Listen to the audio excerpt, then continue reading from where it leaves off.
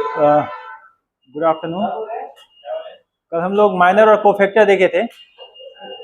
ईशान आया, वाह ईशान, ईद के चांद। सुधांशु, माइनर क्या होते हैं? माइनर कल बताए थे, कल तो तुम थे ना, सीखे क्या? What are minor?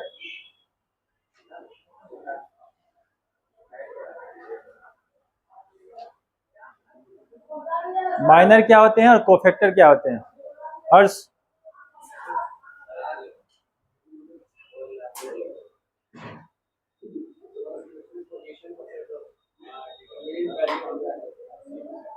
हिंदी में बताओ, हिंदी में।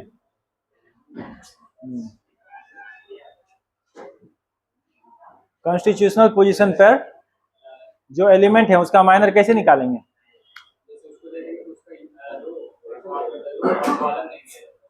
रो और कॉलम को ढक देंगे, उसको ढक देंगे, उसको कंसीडर नहीं करेंगे। ठीक है, तो जो हमारा डिटर्मिनेंट वैल्यू आएगा वही उसका माइनर होगा। कोफैक्टर, कोफैक्टर क्या होता है? सुधांशु बताएगा कोफैक्टर।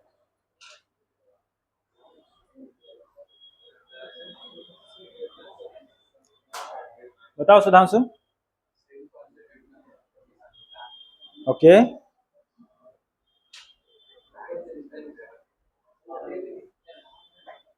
अरे माइनर ये बता दिया कि जिस कॉन्स्टिट्यूशनल पोजीशन का माइनर निकालना है उसके रो और कॉलम को ढक देंगे, फिर जो डिटर्मिनेंट वैल्यू आएगा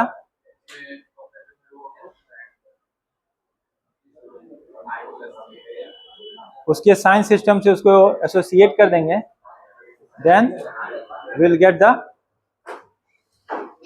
व्हाट द हेल।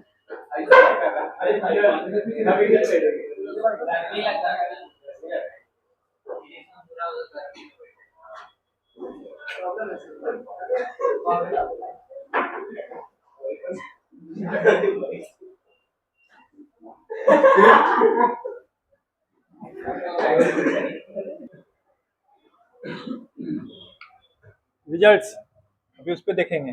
पहला, डिटर्मिनेंट वैल्यू जो होता है हमेशा जिस कॉन्स्टिट्यूशनल पोजीशन के अलोंग जो कोफैक्टर आता है उसके एलिमेंट को मल्टीप्लाई करते हैं, तो उसका जो सम होता है उसके बराबर होगा। फॉर एग्जांपल के लिए यदि हम पहला रो लें तो पहला रो के एलिमेंट क्या क्या होंगे? एलिमेंटल पोजीशन बताओ। जैसे कि अगर हम ए लेते हैं, क्या होगा?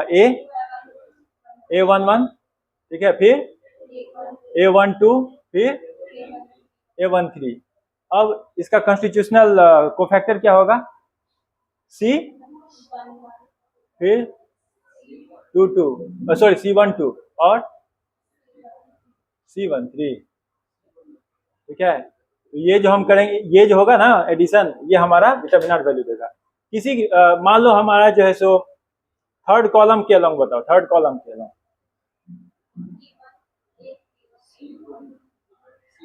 C पहला रो, तीसरा कॉलम, उसके बाद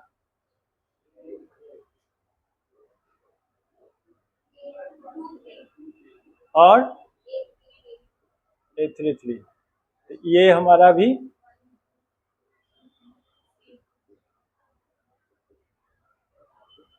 इसके बराबर होगा। ठीक है, हाँ C3।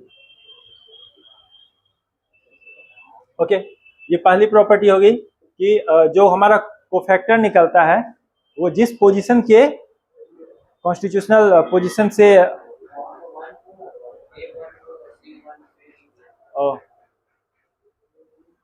चलो ठीक। अब दूसरी बात कि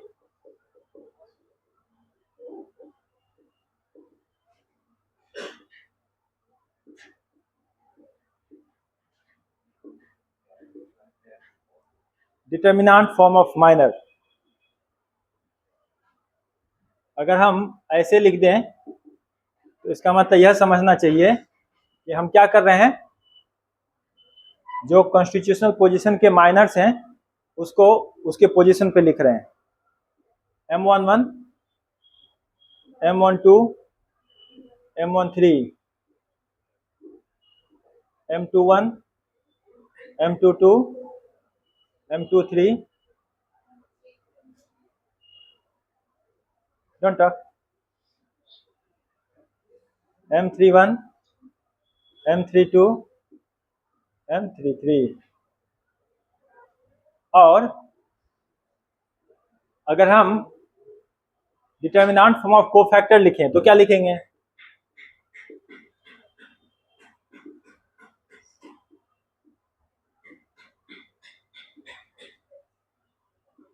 बस उसको जो नोटेशन है उसको किसे यहाँ पे सी लिखेंगे और यहाँ पे जो कॉन्स्टिट्यूशनल पोजीशन के कोफैक्टर्स होंगे उससे उसको रिप्लेस करेंगे। C11, C12, C13, C22, C21, C22, C23, C31, C32, C33। ठीक है, तो इस तरह से अगर कोई हमको क्वेश्चन इस प्रकार से दे दे कि हमको कोई डिटर्मिनेंट दे दे और कहे क्या जो इसका है सो एक फॉर्म निकालिए, तो कैसे निकालेंगे? एक एग्जांपल जैसे कि देखो कल 4 तक हुआ था, कल एग्जांपल नंबर 4 4 क्या थे ना, आज 5। फॉर्म एक cofactor determinant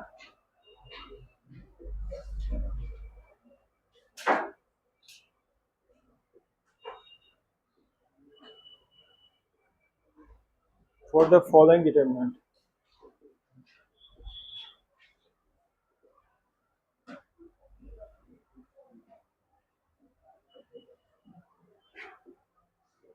Two, three, four, 7, 2, -5, 8, -1, 3।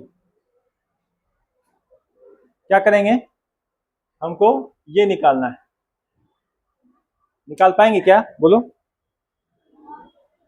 कैसे निकालेंगे? हर कॉन्स्टिट्यूशनल पोजीशन का कोफैक्टर निकालेंगे और जो एलिमेंट्स है वहां वही सॉरी जो हमारा कॉन्स्टिट्यूएंट है उसको रिप्लेस कर देंगे उसी प्लेस के कोफैक्टर से। तो निकालो तुम, हमको ये चाहिए, ये पूछ रहा है form A cofactor determinant for the following determinant.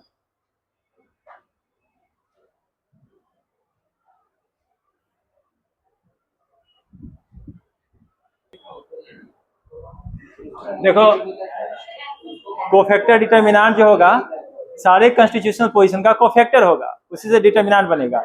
तो हमें सारे कॉन्स्टिट्यूशनल पोजीशन का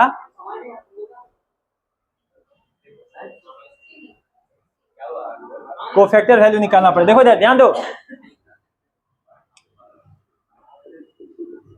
C11 क्या होगा? 2, -5, -1, 3, 6, -5, 1। C12 इसको और इसको ढको, क्या मिलेगा? कोई नहीं बता रहा, मुझे कोई मदद नहीं कर रहा है, मैं गलती कर दूंगा फिर सब बोलना कि नहीं हो रहा है सबसे। हाँ देखो सही करवा है मुझे। अब बताओ यहाँ क्या होगा?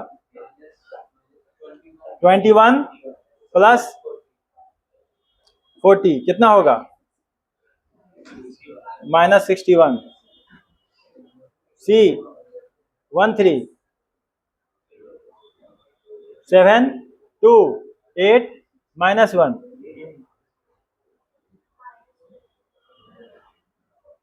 कितना होगा? -7 = फिर C21 = C21 3, 4, -1 3 और माइनस साइन होगा? होगा। Odd position minus even position plus minus of 9 plus 8 equal to -17 4 यानी कि ओके यहाँ पे 2 4 और 8 3 कितना होगा 6 माइनस 32 इक्वल टू बताओ -26। अब बाकी का काम इधर करते हैं।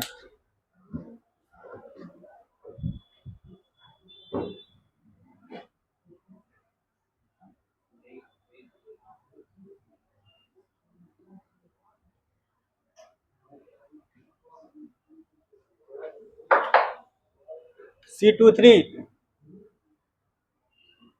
माइनस साइन होगा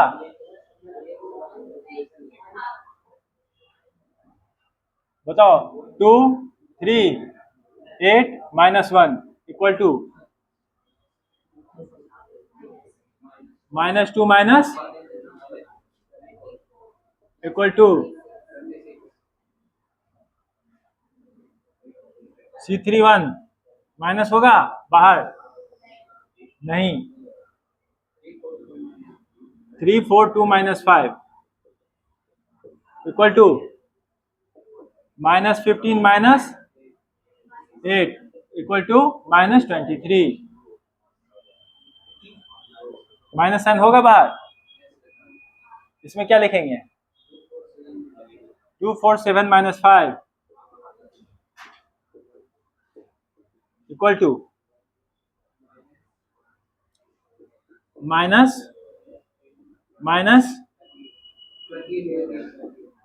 कितना होगा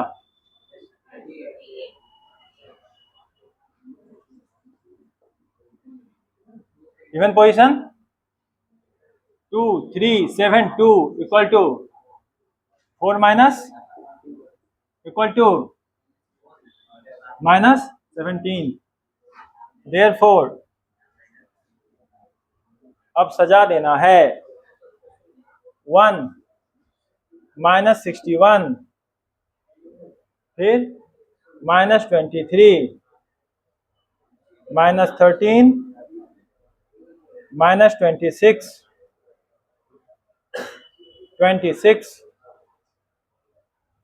-23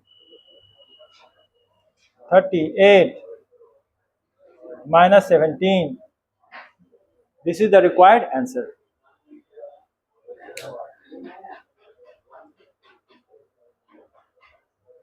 ऑड पोजीशन इवन पोजीशन का ख्याल रखो आसानी से बनेगा। Note it down.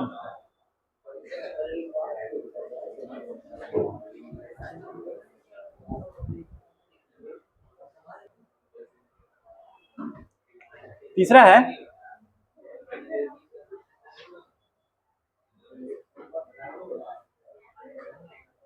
the sum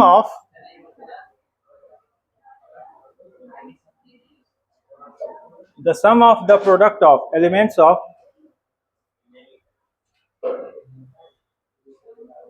any row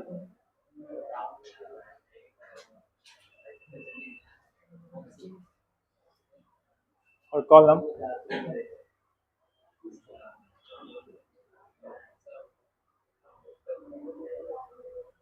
with corresponding cofactors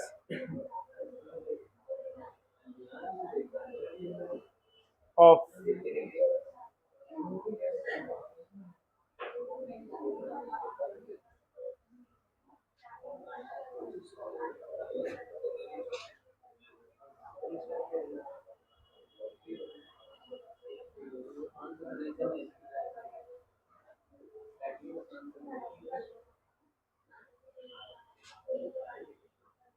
देखो the sum of product of कोई एलिमेंट उठाओ किसी रो या कॉलम से और दूसरे रो है ना दूसरे किसी भी रो जैसे अगर रो का एलिमेंट उठाते हैं पहला रो जैसे मान लो उठा लिए पहला रो के एलिमेंट क्या हुए कॉन्स्टिट्यूएंट, मतलब जो भी मैं जो कुछ भी कहूँ वही मानना। तो A11 A12 और A13 है, और दूसरा का कोफैक्टर उठा लो, क्या लिखेंगे? दूसरा रो का कोफैक्टर C21 C22 C23, ये वैल्यू जो होगा वह 0 होगा, ये लिखा है। अब कॉलम वाइज लेते हैं। जैसे मान लो तीसरा कॉलम उठाएं, तीसरे कॉलम का एलिमेंट्स क्या होगा? 1 3, फिर 2 3 3 3, और दूसरे का पहला का मान लो वो उठा लो, पहले कॉलम का कोफैक्टर क्या होगा? C11 C12 नहीं, कॉलम C21 होगा और C31, यह क्या हो जाएगा? यह भी 0 होगा। अगर रो है तो रो ही उठाना है, कॉलम में तो कॉलम ही उठाना है, ठीक है, लेकिन सेम ना होना चाहिए। अगर सेम होगा तो क्या मिलेगा? डिटर्मिनेंट वैल्यू, और डिफरेंट होगा तो क्या मिलेगा? 0। समझे ये बात? ओके। चौथी property, if the value of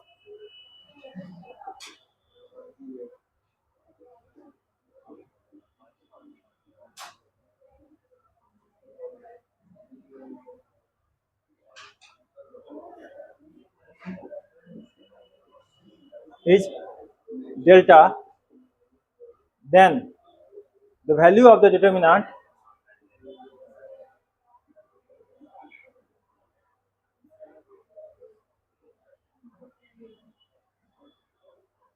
formed by replacing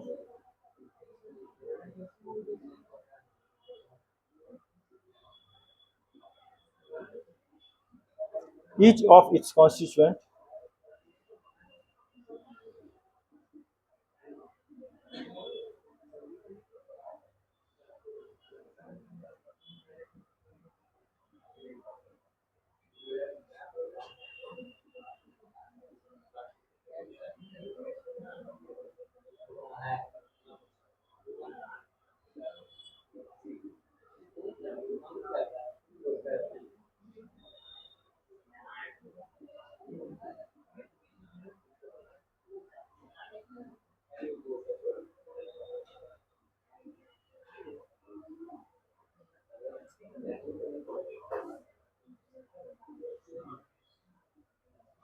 एक सेकेंड ऑर्डर डिटर्मिनेंट के लिए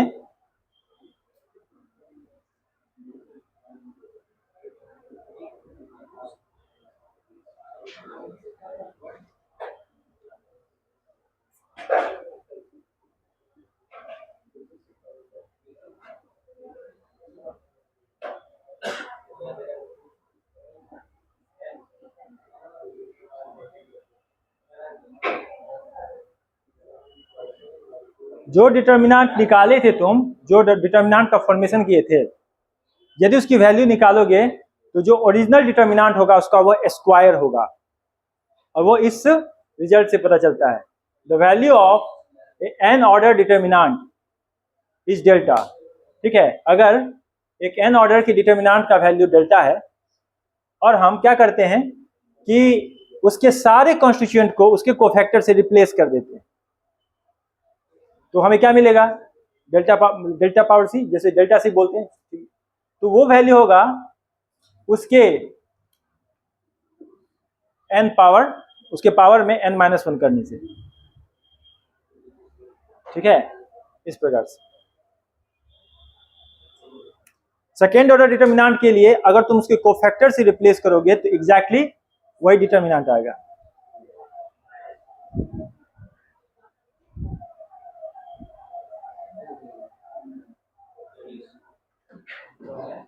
पांचवा, the area of a triangle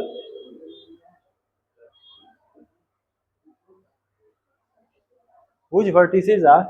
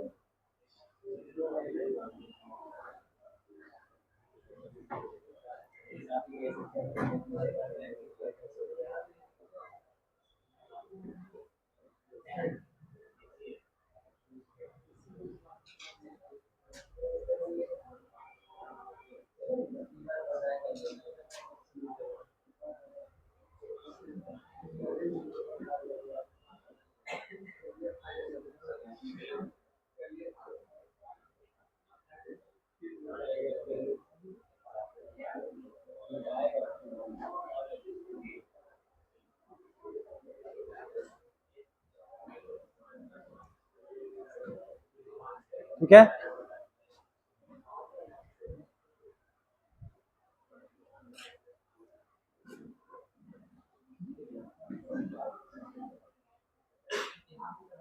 ऐसे लिखना चाहिए, इस सिंबल का यूज करना चाहिए।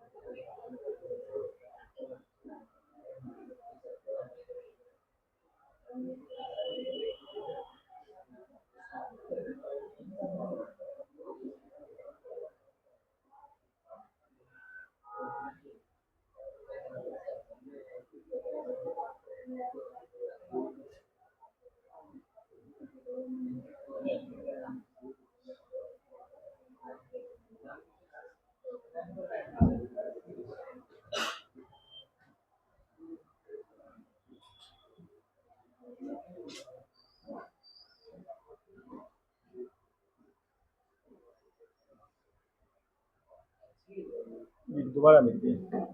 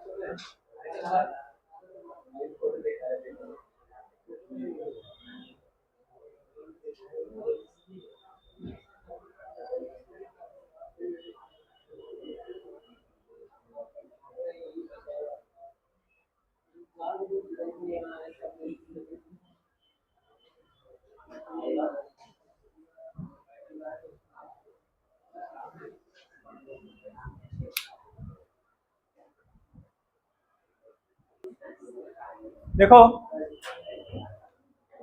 ये तो मैं समझा दिया कि अगर डिटर्मिनेंट के किसी भी रो या कॉलम को लेते हैं और अगर रो पकड़ते हैं तो उस रो के सारे एलिमेंट को किसी दूसरे रो के कोफैक्टर से गुना करते हैं, और कॉलम लेते हैं उस कॉलम के सारे एलिमेंट को किसी दूसरे कॉलम के, है ना, कोफैक्टर से गुना करते हैं, तो फिर हमारा वैल्यू 0 आता है। ये पॉइंट क्या कह रहा है कि यदि हम डिटर्मिनेंट वैल्यू निकाले और वो डेल्टा आया, ठीक है, और तब क्या करते हैं, उस डिटर्मिनेंट के सारे कंस्टिट्यूएंट को उस कॉन्स्टिट्यूशनल पोजीशन के जो कोफैक्टर होंगे उससे रिप्लेस कर देते हैं, तो हमें क्या मिलता है, डेल्टा पावर सी, जैसे कि हम डिनोट करते हैं। ये क्या है, डिटर्मिनेंट ऑफ कोफैक्टर्स। तो डिटर्मिनेंट ऑफ कोफैक्टर जो होगा वह क्या होगा, वो जितने ऑर्डर का है उसमें से एक घटा दो, उसके पावर में आएगा। तो अगर ये सेकेंड ऑर्डर का है तो सेम डिटर्मिनेंट आएगा, उसके कोफैक्टर से रिप्लेस करोगे तो वही आएगा। तुम चाहो तो इसको कर सकते हो। फॉर एग्जांपल के लिए ये करके दिखाता हूं सेकेंड ऑर्डर के लिए, ए बी सी डी, ठीक है। इसका डिटर्मिनेंट वैल्यू क्या है, इसका डिटर्मिनेंट वैल्यू क्या है, सनी बताएगा, बताओ। ए, अरे ए इंटू डी, पहले इसको इससे गुना करो तब इसमें से गुना करके घटा दो, a d minus b c, ठीक है। अब इसका कोफैक्टर क्या होगा, जैसे ए है तो ए के करस्पॉन्डिंग माइनर क्या होगा, डी। पोजीशन कैसा है, 1 1 का, तो साइन होगा नहीं, तो क्या लिखेंगे, डी, ठीक है। यहां पे इसके करस्पॉन्डिंग सी है, यहां सी लिखेंगे पर साइन देंगे माइनस का, माइनस का साइन देंगे ना, क्योंकि ये 1 2 पोजीशन है, यानी कि ऑड पोजीशन, इसलिए माइनस डी, यहां पे माइनस सी, नहीं सॉरी माइनस सी, यहां पर माइनस बी, और यहां पर ए। तो ये हो गया कोफैक्टर, ये हो गया कोफैक्टर का डिटर्मिनेंट। अब इसका बताओ डिटर्मिनेंट वैल्यू कितना होगा,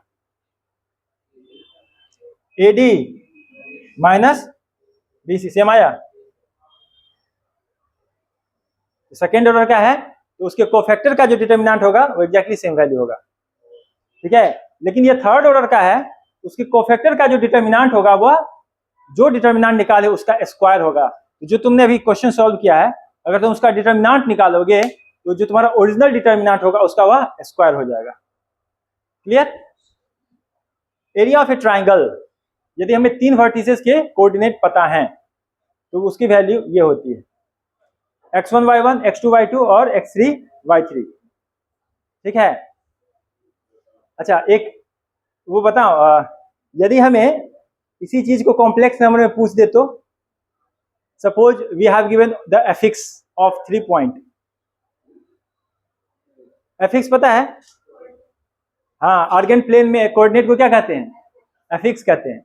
और मान लो कि हमारे एरिया ऑफ ए ट्राइंगल है ए बी सी, ये है हमारा Z1, ये हमारा Z2 और ये हमारा Z3, ठीक है। अब एरिया ऑफ ए ट्राइंगल पूछना है, कैसे कैसे निकालेंगे, सेम फॉर्मूला लगेगा लेकिन थोड़ा सा चेंज हो जाएगा, 1/2 Z1 conjugate 1, Z2 conjugate 1, Z3 conjugate 1, ठीक है। तो कॉम्प्लेक्स नंबर में भी इसका इंट्रोडक्शन है, ये पार्ट है सो थोड़ा आगे था जो हमने नहीं किया। ओके, अब जो है कहाँ रह गए, ये अगर मान लो 3 पॉइंट कोलिनियर है तो अगर वो उसका ट्रायंगल का जो एरिया है वो 0 होगा, ठीक है, तो हमारा कह सकते हैं कि वो कोलिनियर है। यदि वो कोलिनियर है तो इनके एरिया क्या होंगे, 0 होंगे। यदि एक ही लाइन है उस पर 3 पॉइंट लाई कर रहे हैं, इस ट्रायंगल का एरिया क्या होगा, 0। दिस, ये दोनों क्या है, एक दूसरे के इक्विवेलेंट है। ये कहने का मतलब ये और ये कहने का मतलब ये। और यदि हमारे पास 3 लाइन है, उसका सिस्टम है, और इनके इक्वेशन इस प्रकार से दिए गए हैं, a1x plus b1y plus c1 equal to 0।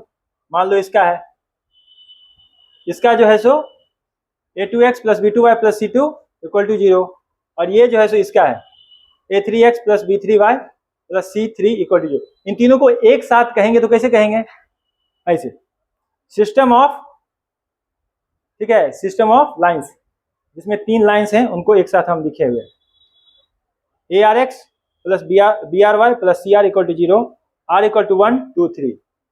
तो इसका, इससे जो बना हुआ ट्राइंगल है, इसका एरिया कैसे निकलेगा, इस फॉर्मूले से, जहां पर ये कैपिटल C1, कैपिटल C2 और कैपिटल C3 क्या है, इस कॉन्स्टिट्यूशनल पोजीशन और इन तीनों कॉन्स्टिट्यूशनल पोजीशन के लिए जो हमारा कोफैक्टर होगा, इसके लिए कोफैक्टर कैपिटल C1, इसके लिए कोफैक्टर ये स्मॉल c है और ये कैपिटल C है, ठीक है। तो ये इसके करस्पॉन्डिंग कोफैक्टर, ये इसके करस्पॉन्डिंग कोफैक्टर और ये इसके करस्पॉन्डिंग कोफैक्टर, वो यहां पे लिखे हैं C1, C2 and C2 are cofactor at the constitutional position of C1, C2 and C3। देख रहे हो, पर्पसफुली मैंने इसको बड़ा और इसको छोटा लिखा है रिस्पेक्टिवली। और यदि ये जो हमारा डिटर्मिनेंट पार्ट है, ये यदि 0 हो जाए तो, ये यदि 0 हो जाए तो क्या होगा, area will shrink two point. ये जो एरिया क्या हो जाएगा,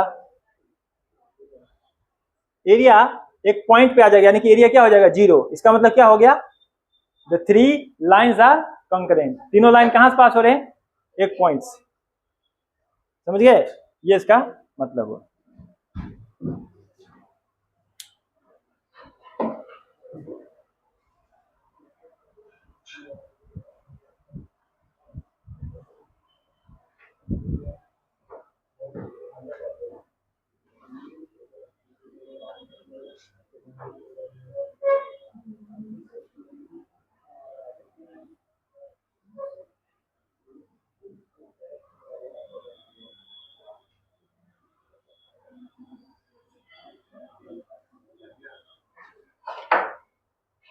ये था छठा। अब सातवां,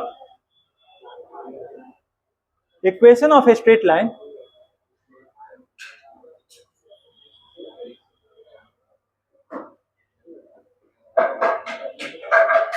passing through 2 points,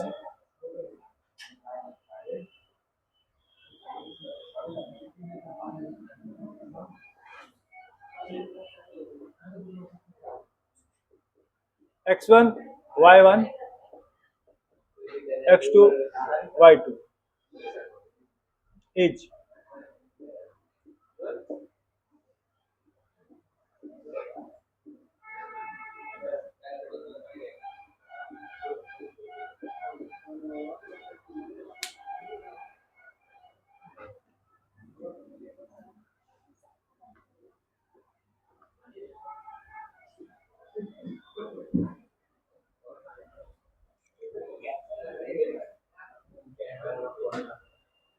अच्छा, मैं एक चीज बताया था, अब तुम लोग बताओ, यदि हमें यह fx दिया रहता तो कैसे होता equation of a straight line. What is the equation of a straight line in Argand plane when 2 of the fx's are known.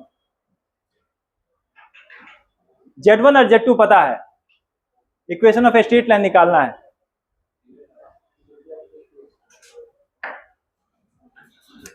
क्या करेंगे, z बार 1, z1 बार 1, z2 बार 1, बस बस।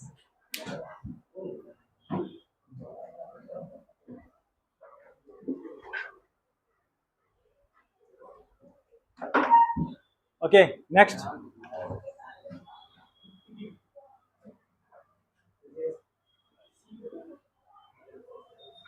if ax square plus 2hxy plus by square plus 2gx plus 2fy plus c equal to 0. Represent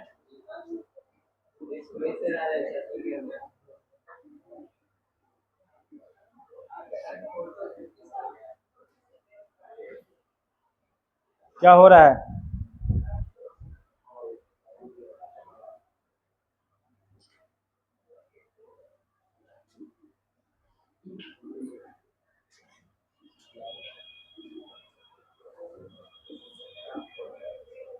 A H G H D F G F C equals to 0. और नौमा, equation of a circle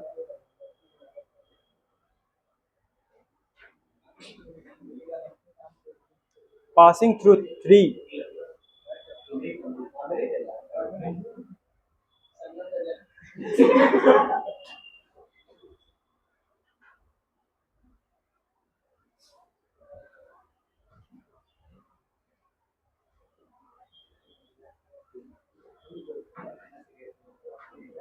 non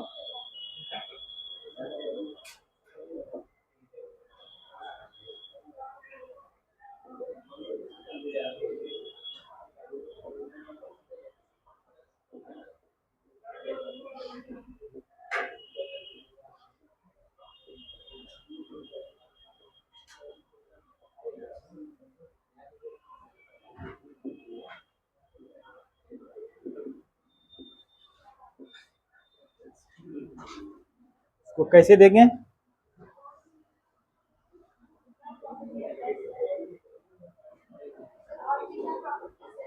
last ही x square plus y square x y 1 x1 square plus y1 square x1 y1 1 x2 square plus y2 square x2 y2 1 x3 square plus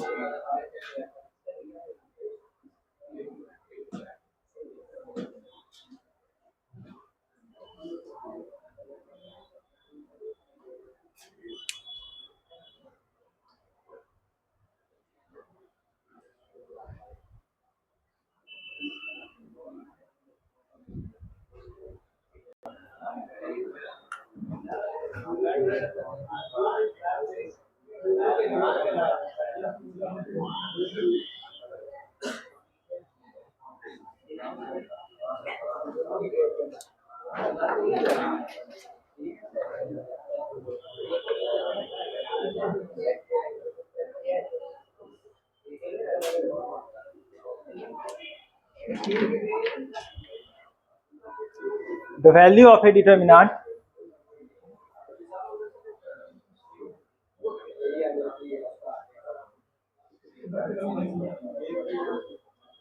remains unaltered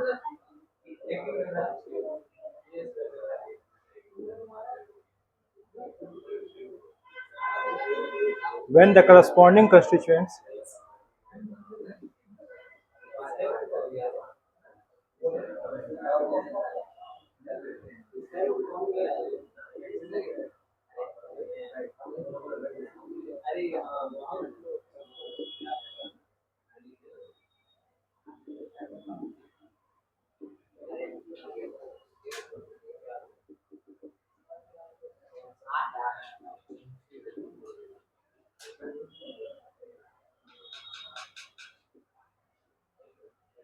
when rows are changed into columns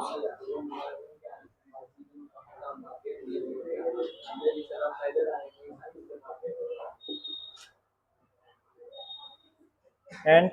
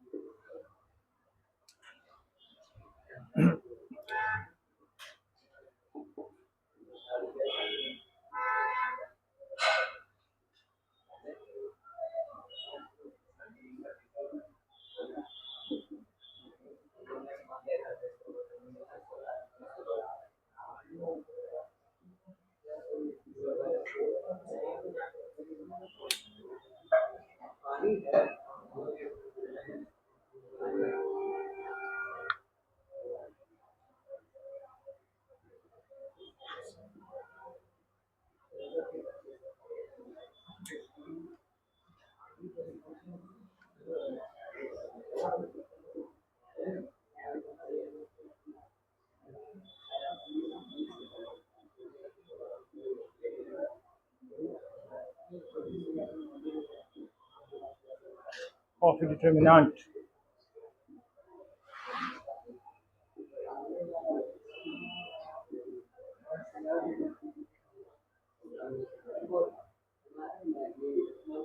Interchanges, then sign of the determinant changes.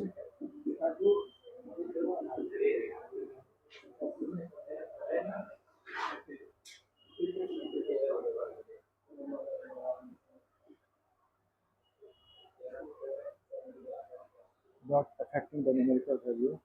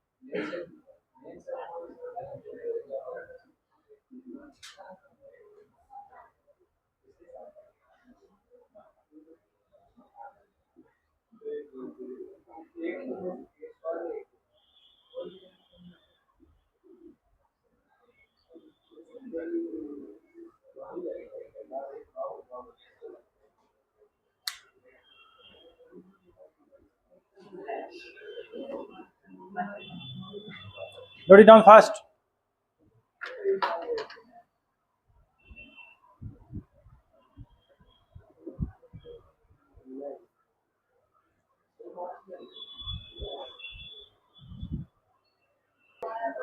Okay, thank you. आज इतना ही रखते हैं, बाकी बाद में continue करेंगे।